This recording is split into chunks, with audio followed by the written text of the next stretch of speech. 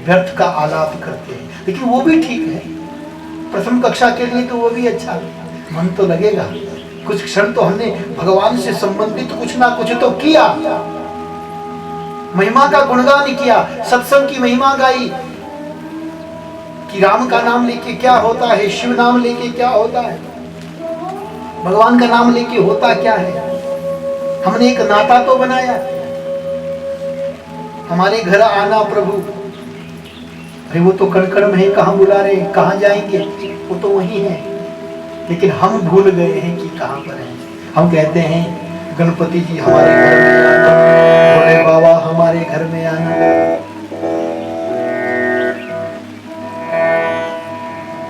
हम उस भगवान को बुलाते हैं। अरे बुलाना नहीं है, वो यही है, मोको कहाँ ढूंढे रे बंदे, मैं तो तेरे पास हूं, मैं तो तेरे अंदर भी हूं, बाहर भी, मुझे कहाँ खोजता है।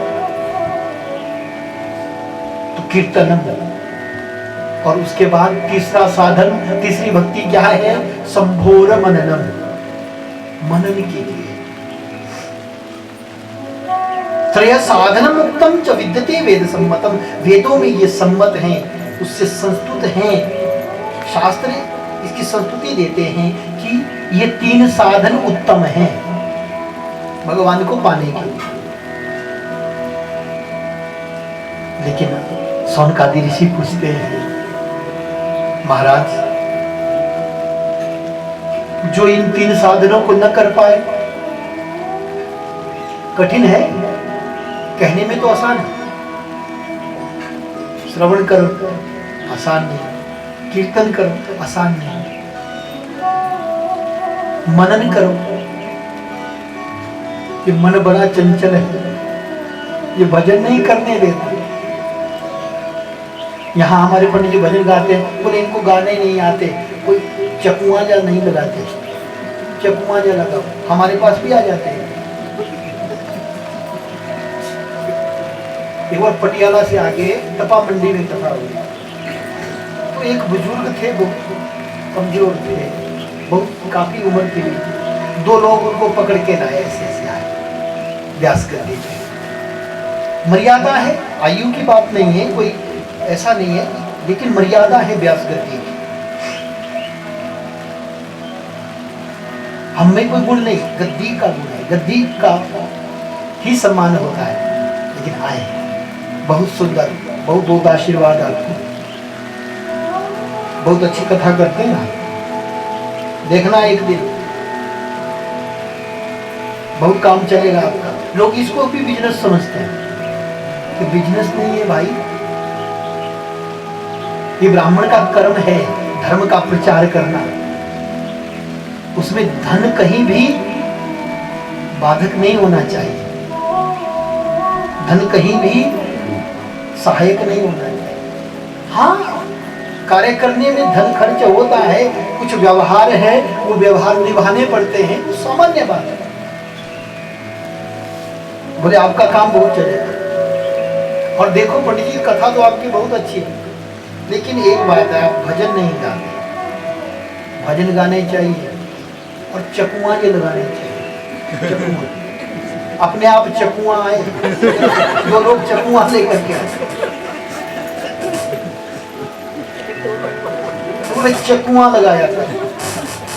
हम सोचे चकुआ तो आपको लगने वाला है, कभी भी आ जाएंगे, अभी तो ये इस भूमंडल के लोग चक्के आए हैं आपको, फिर उधर से आएंगे। लेकिन आप चकुआ लगाया करो, लोगों को चकुआ चाहिए होता, नाचना होता है, नाचने के लिए चकुआ। देखिए भजन का कितना अपमान होता है, कोई भजन गाना बोले ये इस पे नहीं पाँव चलता, दूसरा भजन गाना, वो भजन है कि क्या है? तुम्हारा पाँव इधर नहीं चला, उधर चलेगा, फिर और गाएं। भगवान का नाम है, जब लगन लगती है तो आंखों से आंसू पाँव स्वयं फिरकने लगते हैं। जब आनंद जगता है, जब रस जगता है, रसो वही सह, और वही आनंद स्वरूप है। जब आनंद प्राप्त होता है रसम ही एवं लब्ध्वा आनंदी भवति मानवः। जब मानव में आनंद जगता है तो फिर उसके शरीर में रोमांच होता है, और जब रोमांच होता है तो ये शरीर के अंग अपने आप क्षिप्त होने लगते हैं, कभी इधर जाते हैं कभी उधर जाते हैं, और मृत्यु गात्र विक्षेपणे से ही नृत्य बनता है। ये कोई कला दिखाने वाला नहीं है कि ये वाला स्टेप अभी किया वो वाला स्टेप उधर करेंगे, स्टेप का काम नहीं है। नृत्य मृत्यु गात्र विक्षेपणे से बना है। जब शरीर के अंग आनंद में आकर के स्वयमेव इधर उधर जाने लगे तो वही नृत्य है। ये नहीं कि महाराज मैं इस पे नहीं नाचता या नाचती, मैं उस भजन पे नाचता नाचती, वो भजन नहीं है। वो तुम्हारा भजन कहीं और ही जा रहा है, गलत एड्रेस पे जा रहा है, कहीं गलत जगह ले जाएगा। तुम गलत हो, सुधर जाओ।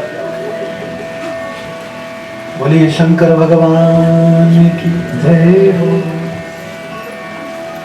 त्रयम साधनम उत्तम च विद्यते वेद सम्मतम। ये तीन साधन है महाराज, जो इन तीन साधनों को न कर पाए, श्रवणादि त्रिके शक्तौ,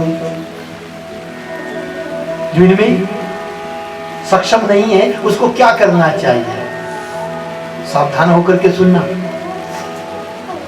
सनत कुमार वेदव्यास जी को बता रहे हैं और ब्रह्मा जी षटकुलीन मुनियों को बता रहे हैं, और यही कथा प्रयागराज में शौनकादि ऋषियों को सूत जी महाराज सुना रहे हैं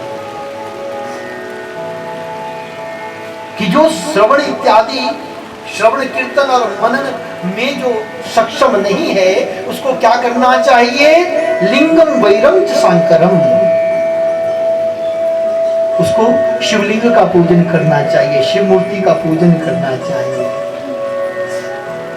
संस्थाप्य नित्यम अभ्यर्च्य तरेत संसार सागरम। बहुत बड़ा विज्ञान है, समझना। ज्योतिर्मय बिंदु स्वरूप जो है उसका पूजन करने से, कई लोग तो महाराज आ गई शिवरात्रि तो उनको ढोल पीटना शुरू हो जाता है। अब ये हिंदू लोग पता नहीं कितना दूध वेस्ट कर देते, दूध चढ़ाते हैं, उसके विज्ञान को नहीं समझ पाते। हमें भी लगता है, कईयों को लगता है हाँ इससे अच्छा तो गरीब को पिला देते। अरे गरीब को पिलाना चाहिए, कौन रोक रहा है? हम तो कहते हैं कि गरीबों की सेवा करनी चाहिए। दरिद्र नारायण की सेवा भी नारायण की सेवा है। परमात्मा तो सब में है। सिया राम मय सब जग जान, करहु प्रणाम जोरी जुग पान।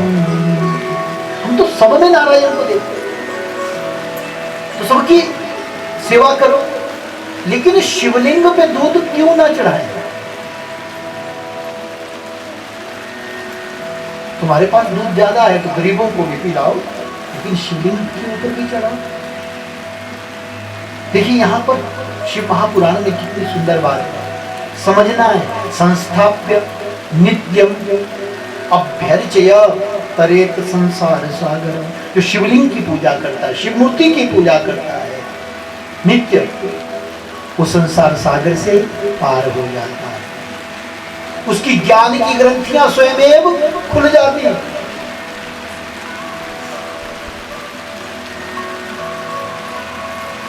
जिसका पढ़ाई में मन न लगे,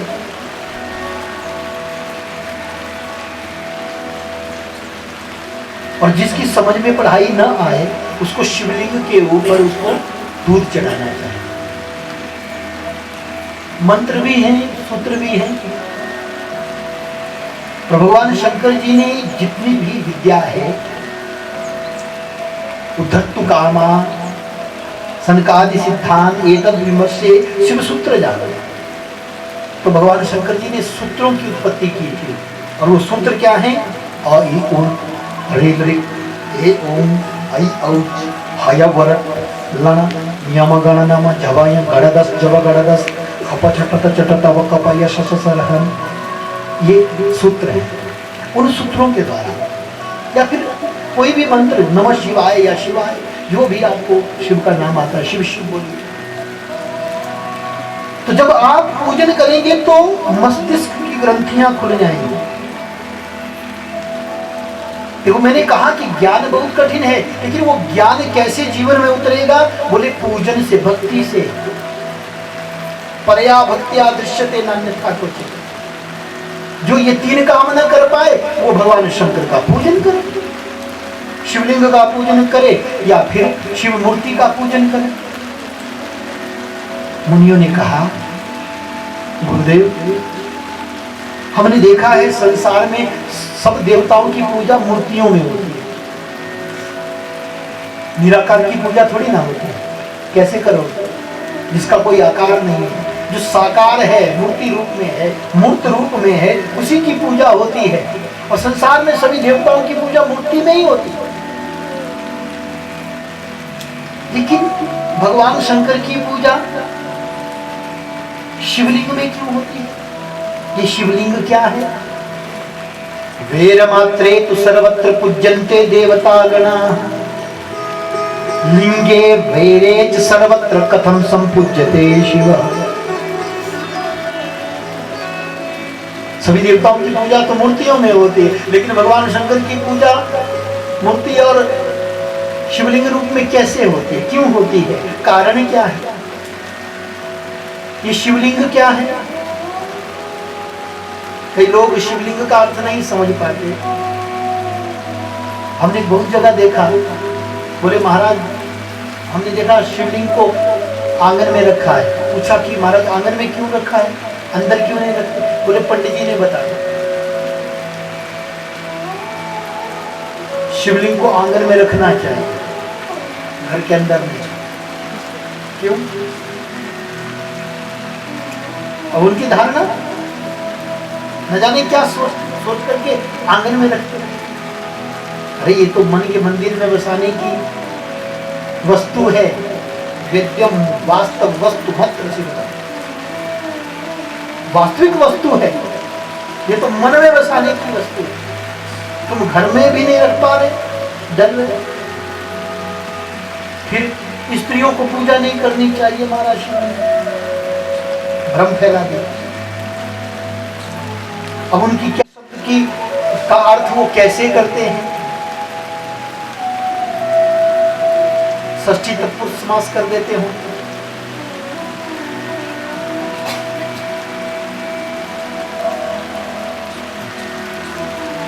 क्या अर्थ निकालते हो तो वही जाने। लेकिन शिवलिंग का अर्थ क्या है? तो यहां पर सूजी महाराज कहते हैं कि सनत कुमार कहते हैं वेद व्यास, यही प्रश्न मैंने भी नंदी जी महाराज से कहा, पूछा। तो नंदी जी महाराज ने कहा कि भगवान शंकर ने स्वयं शिवलिंग के विषय में जो मुझे बताया है मैं आपको बताता हूं। शिव की मूर्ति क्या है? सगुण, सगुण पूजा है। शिव, जब शिव ने जो स्वरूप धारण किया, सिर पे जटा, जटाओं में गंगा, मस्तक पे चंद्रमा, गले में मुंडमाला, सर्पों की माला, बागांबर, दिगंबर, ये भगवान का क्या है? सगुण स्वरूप है। और हम उसी को एक मूर्ति में उतारते हैं और उसी की पूजा करते हैं। ये सगुण रूप है। गुण सहितम रूपम सगुण रूपम, ये सगुण रूप है। और निर्गुण निराकार है, जिसका कोई आकार नहीं, जो निर्गुण है, जो परब्रह्म है, वही बिंदु स्वरूप ही शिवलिंग है। निर्गुण निराकार ही शिवलिंग है। लिंग शब्द का अर्थ लीनम अर्थम बोधयति इति लिंगम, पहचान। लिंग शब्द का अर्थ है पहचान, शिव की पहचान। जैसे हमारी कोई ना कोई पहचान है। बोले वो कौन? बोले बड़े तिलक वाला, बड़ा तिलक लगाता है। कोई वो लंबे बालों वाला, उसकी पहचान। लीनम अर्थम बोधयति इति लिंगम, लिंग शब्द का निर्वचन किया गया निरुक्त में, शास्त्रों में वर्णन किया गया। लिंग शब्द का अर्थ क्या है? लीनम अर्थम बोधयति इति लिंगम। दूसरे अन्य शब्द अन्य अर्थों में अगर हम रूढ़ करते तो हमारी गलती है क्या? शास्त्र की गलती है क्या? तुम्हारा अज्ञान है कि तुम उस शब्द को किसी अन्य अर्थ में रूढ़ करके प्रयोग कर रहे हो। शिवलिंग का अर्थ है भगवान शंकर की पहचान, निर्गुण पहचान, निराकार की पहचान, बिंदु स्वरूप की पहचान। शिवलिंग को देखिएगा, एक ज्योति की तरह होता है, गोल रहता है लेकिन ऊपर को ज्योति में स्वरूप में रहता है। ये उस परम पिता परमेश्वर जो परात पर हैं, जो देवों के देव हैं, महादेव हैं, ये उनके निराकार की पहचान है, साकार नहीं है, वो बिंदु स्वरूप है। शिवलिंग क्या है? निराकार परब्रह्म महादेव। इसीलिए शिवलिंग में सभी देवताओं का पूजन हो जाता है। 33 करोड़ देवी देवताओं का पूजन होता है, क्योंकि निराकार से ही सब साकार बना है। अगर आपके घर में शिवलिंग है तो दूसरी मूर्ति रखने की भी आवश्यकता नहीं है। उसी शिवलिंग में सभी देवताओं का पूजन हो सकता है, क्योंकि वो शिवलिंग निराकार स्वरूप है उस परमात्मा का, निराकार की पहचान है, उसी को शिवलिंग कहते हैं। संत कुमार कहते हैं, वेदव्यास जी, एक समय की बात है,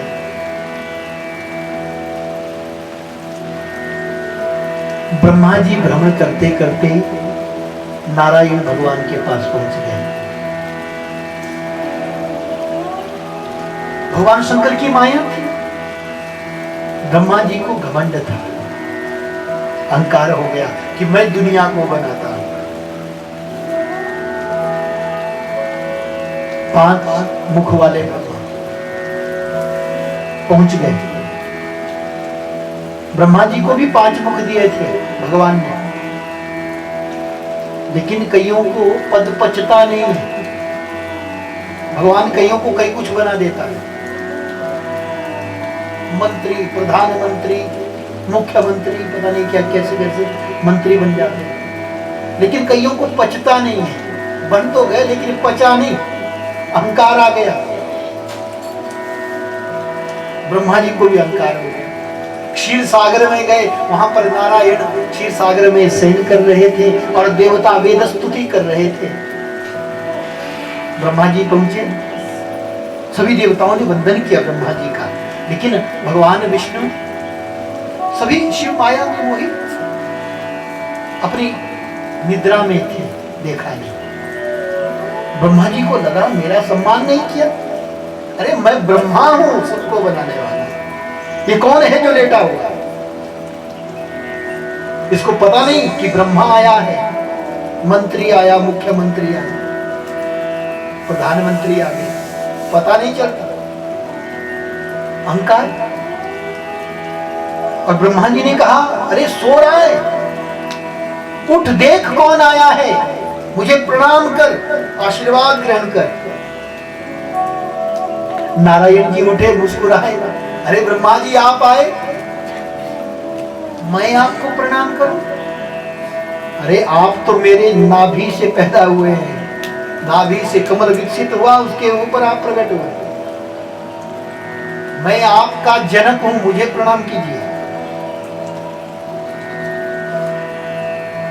और ब्रह्मा जी की तो ईगो हर्ट हो गई, और ब्रह्मा जी तो गाली गलौज पे आ गए,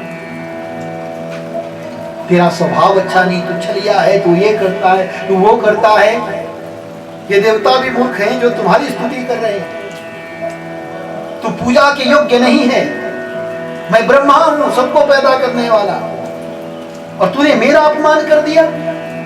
और धीरे धीरे झगड़ा बढ़ गया, युद्ध होने लगा, अस्त्र शस्त्रों से युद्ध होने लगा, बहुत वर्षों तक युद्ध चलता रहा। जब युद्ध समाप्त होते हुए नहीं देखा तो ब्रह्मा जी को क्रोध आ गया, ये तो समाप्त करना पड़ेगा, नहीं तो अन्य देवता कहेंगे कि ब्रह्मा के पास शक्ति नहीं। इसलिए आज ब्रह्मा जी ने पाशुपतास्त्र का संधान कर लिया, मैं इस नारायण को भस्म कर डालूंगा। जब नारायण ने देखा इस ब्रह्मा ने मेरे ऊपर पाशुपतास्त्र का संधान करने के लिए उस पाशुपतास्त्र को हाथ में ले लिया, सावधान हो गए। भगवान शंकर का ध्यान किया नारायण भगवान ने, उन्होंने भी महेश्वरास्त्र का संधान कर लिया। दोनों परमाणु शक्तियां, बड़ी शक्तियां आमने सामने हो गई। जैसे ही दोनों अस्त्र चले, इतनी ज्वाला, इतनी ऊर्जा पैदा हुई कि पूरा विश्व जलने लगा। देवता घबरा गए, त्राही त्राही करने लगे। सभी देवताओं ने भगवान शंकर का आवाहन किया, हे भोलेनाथ रक्षा कीजिए। और आज उस परब्रह्म देवादिदेव महादेव ने ब्रह्मा और विष्णु के बीच में एक ज्योतिर्मय स्तंभ को प्रकट कर दिया। बोलिए शंकर भगवान की। सहस्रमुखमुत्युग्रम चंडवात भयंकरम अस्त्रद्वयमिदं तत्र ब्रह्म विष्णोर्भयंकरम। सबको भय प्रदान करने वाले दोनों अस्त्रों को शांत कर लिया और बीच में एक स्तंभ के रूप में प्रकट हो गए। ब्रह्मा जी सोचे ये कौन बीच में आ गया, नारायण जी सोचे ये कौन बीच में आ गया, हमारे अस्त्र कहां चले गए, ये कौन है। उसी स्तंभ से आवाज आई, मुझे जानो मैं कौन हूं। ये स्तंभ कितना बड़ा, बोले देखो, खोजो जाकर। ब्रह्मा और विष्णु ने आपस में चर्चा की कि कौन बड़ा, ये तो बाद में देखा जाएगा, पहले इसी को देख लेते हैं। और एक शर्त रखी कि जो इसके आदि अंत को पहले देख करके आएगा वही बड़ा कहलाएगा और उसी की पूजा की जाएगी। लेकिन ब्रह्मा कहता है कि मैं तो श्रेष्ठ हूं, इसलिए मैं ऊपर की तरफ जाऊंगा, नीचे नहीं जाऊंगा। नीचे तो नीचे जाएगा, तू छोटा है, तू जा। नीच शब्द का अर्थ छोटा भी होता है। नीच शब्द के अर्थ बहुत से होते हैं। आज उसी नीच शब्द को लेकर के रामचरितमानस पे महाभारत हो रहा है। अर्थ को समझना है। तुम छोटे हो तो नीचे, नीच हो तो नीचे जाओगे। नीचे मतलब छोटा, नीचे। बड़ा ऊपर, तो मैं बड़ा हूं, मैं ऊपर। नारायण ने कहा जो तुम्हारी इच्छा है। और आज दोनों इत्युक्त्वा सुकरम तनु विष्णुस्तस्यादिवान् तथा ब्रह्मा हंस तनुस्तदन्तं विक्षुतं ययौ। ब्रह्मा जी हंस स्वरूप धारण करके ऊपर की तरफ जाने लगे और भगवान विष्णु सूकर तनु, सूकर का रूप लेकर के नीचे जाने लगे, खोजने लगे। लेकिन अनादि का आदि कभी हो सकता है, जिसका आदि ही नहीं है उसका आदि कैसे मिले। जो अनादि है उसका आदि नहीं मिल सकता, जो अनंत है उसका अंत नहीं मिल सकता। वो ज्योतिर्मय स्तंभ जो बीच में प्रकट हुआ उसका ना आदि था ना अंत था। सहस्रों वर्ष बीत गए, नारायण जी नीचे खोज रहे हैं, आदि को खोज रहे हैं और ब्रह्मा जी अंत को खोज रहे हैं, नहीं मिला। नारायण जी समझ गए ये अनादि है, आदि नहीं मिलेगा, वापिस आ गए। ब्रह्मा जी के मन में हुआ कहीं वो नारायण पहले ना आ जाए, अंत तो मिला नहीं, तो मैं क्या करूं। तो उन्होंने देखा कि उसी स्तंभ के साथ नीचे को गिरता हुआ एक पुष्प आ रहा है, केतकी का पुष्प नीचे उतर रहा है। तो ब्रह्मा जी ने पूछा महाराज आप कहां से आ रहे हैं। बोले स्तंभ के साथ साथ आ रहे हैं। इसका अंत देखा कितना दूर है। बोले महाराज मुझे भी बहुत वर्ष हो गए, मैं नीचे उतर रहा हूं, इसका अंत मुझे नहीं मिला, ये अनंत है। ब्रह्मा जी सोचने लगे मुझे लौटना पड़ेगा, नहीं तो विष्णु जीत जाए, फिर वही बड़ा देव कहलाएगा। इसलिए ब्रह्मा जी ने अपनी बुद्धि लड़ाई। ज्यादा दिमाग होना भी खतरनाक होता है। 5 शीश हैं, ज्यादा दिमाग लगाया और उस केतकी से कहा, अरे केतकी मैं ब्रह्मा हूं, हमारे में शर्त लगी है, अंत का तुम्हें भी पता नहीं है और मुझे भी पता नहीं, लेकिन जब हम जाएंगे तो मेरे साथ चलना, तुम्हें झूठी गवाही देनी पड़ेगी। अगर तुम झूठी गवाही दोगे तो मैं सबसे बड़ा देव कहलाऊंगा और मैं तुम्हें सबसे बड़ा पुष्प बना दूंगा। सत्ता के लोग में बहुत लोग बहुत कुछ कर लेते, पार्टी बदल लेते, तुम्हें मुख्यमंत्री बना दिया जाएगा, हमारी पार्टी में मिल जाओ।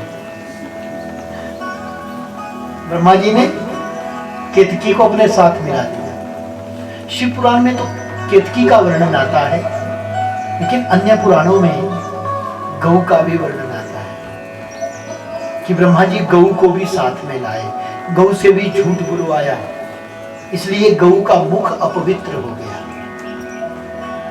गौ से प्राप्त होने वाले गव्य, पंचगव्य सब अमृत हैं। गोमूत्र, गोबर, दूध, दही, घी सब अमृत है। और ये पंचगव्य बड़ी बड़ी व्याधियों को नष्ट करने में सक्षम है, लेकिन गौ का मुख अपवित्र माना जाता है।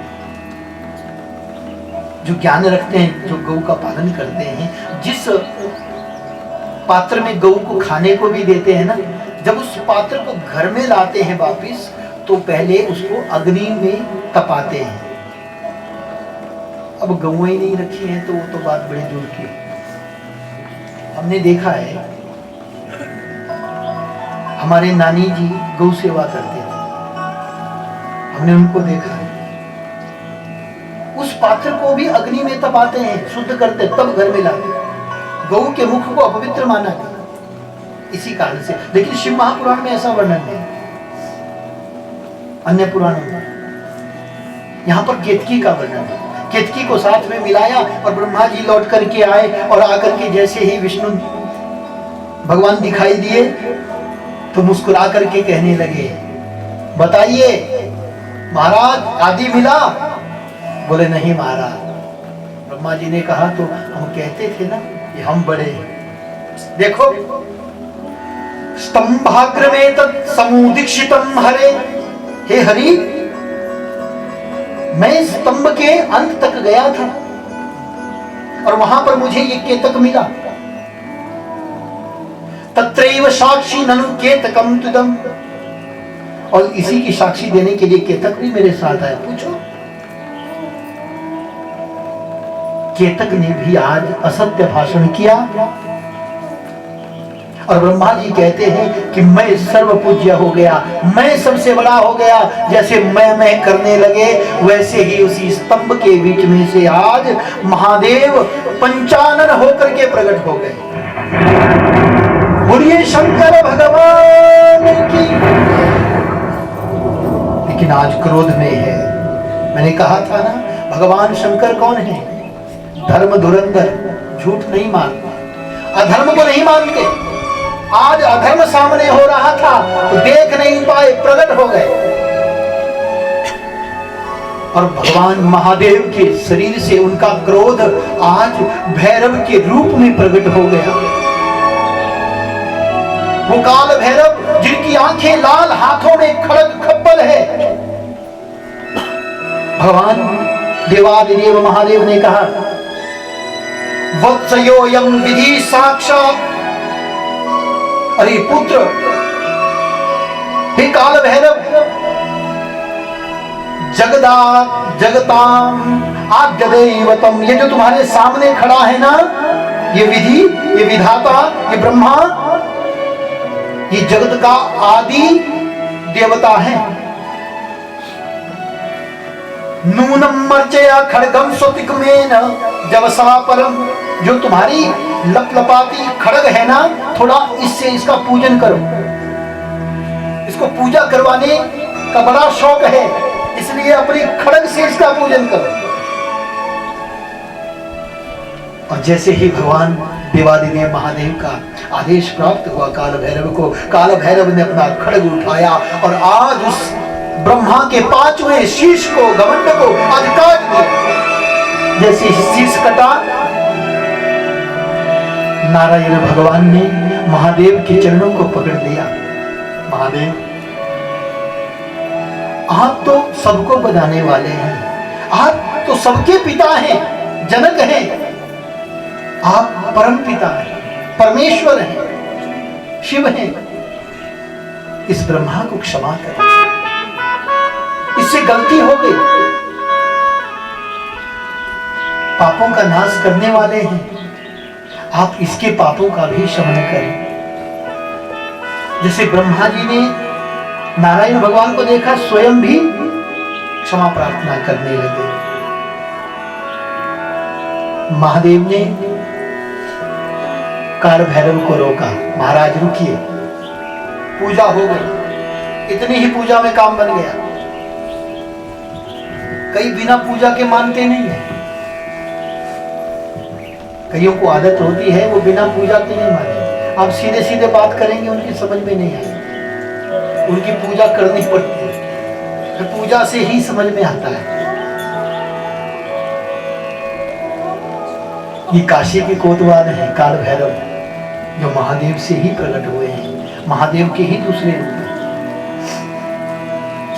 काशी में अगर रहना है, काशी में अगर शिव दर्शन पूजन करना है, तो सबसे पहले काल भैरव से आज्ञा लेनी पड़ती है। कोतवाल है, जब तक कोतवाल आज्ञा नहीं करेंगे पूजा नहीं लगेगी। जिसने काल भैरव का पूजन नहीं किया और काशी में है, तो वो काशी में रह नहीं सकता। काल भैरव से आज्ञा लेनी पड़ती है। काशी के कोतवाल हैं काल भैरव। कोतवाली जहां पे है काशी की, जहां पे पुलिस रहती है कोतवाली में, क्योंकि काशी के कोतवाल कौन है? काल भैरव, दूसरा नहीं हो सकता। काशी में कोई राजा नहीं हो पाया, क्योंकि काशी के राजा कौन है? बाबा विश्वनाथ, कोई दूसरा नहीं बैठ सकता। ये इतिहास है, आप आगे श्रवण करेंगे। ब्रह्मा जी ने भी चरणों को पकड़ लिया, क्षमा याचना करने लगे। लेकिन महादेव ने आज केतक को श्राप दिया। रे रे केतक दुष्टस्तुम सठ दूरमितो ब्रज। अरे केतक, अरे दुष्ट, तू मेरे सामने से चला जा। तूने झूठ बोला पद प्रतिष्ठा को पाने के लिए। जाओ, आज के बाद तुम मेरी पूजा में प्रयोग में नहीं लाए जाओगे। मेरा प्रेम तुम पर बहुत था, लेकिन आज के बाद नहीं रहेगा। मेरी पूजा में तुम्हारा प्रयोग नहीं होगा। केतक ने भी चरण पकड़ लिया, महाराज क्षमा करें, और ब्रह्मा जी को श्राप दिया, जाओ आज के बाद आपकी मुख्य रूप से पूजा नहीं होगी। नारायण ने सत्य का सहारा दिया, धर्म का आचरण किया। आज के बाद जितने भी अवतार इस धराधाम पे होंगे भक्तों के कल्याण के लिए, वो नारायण भगवान के होंगे। सबसे ज्यादा मंदिर नारायण भगवान के होंगे। यज्ञ के मुखिया नारायण ही होंगे, यज्ञ नारायण। ब्रह्मा की पूजा आज भी विशेष रूप से कहीं नहीं होती। एक मंदिर है मात्र, देखने को तो कई जगह मिल जाते हैं। हम कुल्लू में गए थे, वहां पर भी लोग कह रहे थे कि यहाँ पे मंदिर है। हम गए वहां पे, बोले ब्रह्मा जी का मंदिर।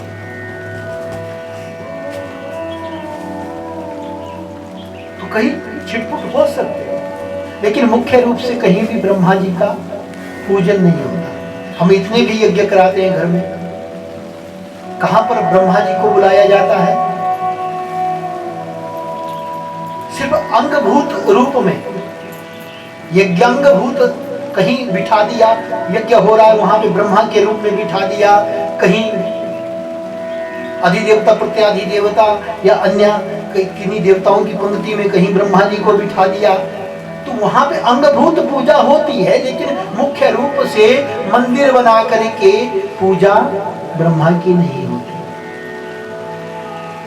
लेकिन ब्रह्मा और केतक ने जब प्रार्थना की, महाराज आप आशुतोष हैं, क्षमा करें, हमसे गलती हुई, तो देवादिदेव तो प्रसन्न भी शीघ्र हो जाते, प्रसन्न होकर के वरदान दे दिया। अरे केतक, मैंने जो श्राप दिया वो तो लगेगा, आज के बाद मेरी पूजा में तुम्हारा प्रयोग नहीं होगा। जो गलती से भी केतक का पुष्प शिव पूजा में प्रयुक्त करेगा या शिवलिंग पे चढ़ाएगा, शिव मूर्ति पे चढ़ाएगा, वो निर्धन हो जाएगा।